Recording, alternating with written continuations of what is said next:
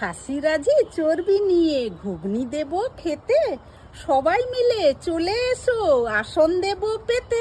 খাসির চর্বি দিয়ে গরম গরম ঘুগনি রান্না। প্রথমে 150 গ্রাম খাসির চর্বি নিয়ে ধুয়ে ছোট ছোট করে কেটে নেব।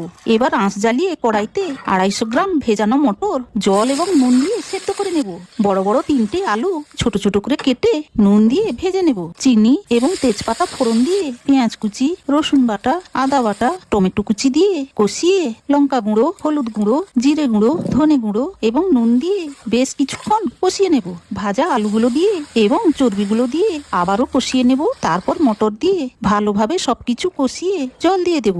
সেদ্ধ হয়ে এলে শেষে গরম মশলা ছড়িয়ে দিলেই রেডি খাসির চর্বি দিয়ে ঘুগনি রান্না। এবার শীতের সকালে গরম গরম মুড়ি, পরোটা, লুচি এসবের সাথে পরিবেশন করুন এই অসাধারণ সুস্বাদু গরম গরম খাসির চর্বি দিয়ে ঘুগনি।